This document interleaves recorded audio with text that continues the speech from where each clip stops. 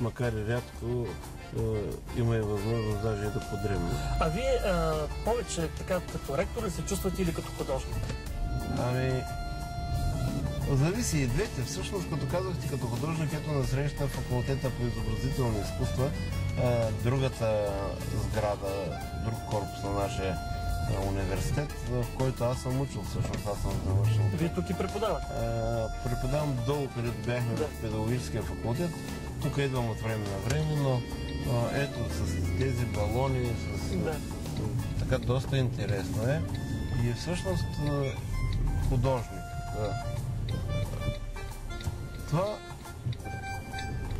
ето как нарушават правилата шофьорите на автобуси. Между другото, не знам кои са по-опасни. Дали шофьорите на автобуси или таксиметровите шофьори за движението, или еднакво опасни. Но трябва да имаме предвид, когато се движим покрай такива...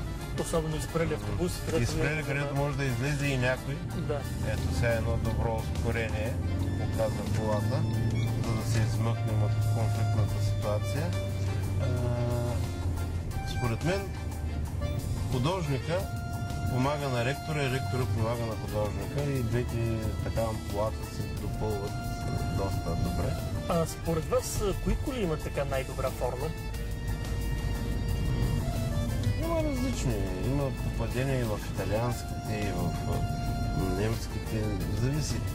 Има модели, примерно на Мерцедес, които имат хубава форма, други, които не ми харесва на мен. Има модели на Фиат, които имат интересна форма. И сега имаше и такива панди, които много не ми допадат. Но по принцип съм забелязал, че италианските коли се славят с изключително добрия вътрешен дизайн. Всъщност и в този случай с този Fiat Punto колата е малка, компактна, а дизайна, който е вътре, интериорният дизайн, е много интересен и създава илюзията за широко. Не знам дали знаете, в новия Citroen Picasso точно това е залегнало, кубичните форми, които били доста характерни за Пикасо като художник. Да. Това е така. Всъщност, както казват хората, за всеки влак си има пътници. Някои харесват по-кубични, по-насечени форми. Всъщност тази форма, твърдата, насечена форма, създава впечатление и психологическо въздействие за динамика, за напрежение, за агресия, докато тези овални, меки форми създават впечатление за спокойствие, за широта. Вече въпрос на нервна система, тип нервна система, въпрос на предпочитание на човека и какви ще избере, дали от единия вид или от другия. А кой цвет е най-подходящ за кола според вас? Това е също така много личен въпрос. Има различни предпочитания, както някои казват секси и башкалут, но според мен е много важно от гледна точка безопасността на движение колата да бъде с ярък цвят.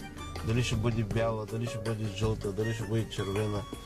Има много случаи, когато особено лятно време или в сумрак тъмните коли не се виждат. Те се сливат с асфалта или когато е силен контраста светло-тъмно, по сянката, когато вървят през лятото и не се виждат. И ако не са се запалили фаровете, тогава могат да станат лоши случаи. Даже си мисля, че би трябвало законодателя да промени закона. Според сега действащото законодателство, само през зимата сме задължени да пътуваме с включени фарове. Лично аз през цялата година карам на включени фарове, защото това трябва водачите да го знаят. Фаровете не са само за да може шофьора да вижда. Фаровете са и за да те виждат.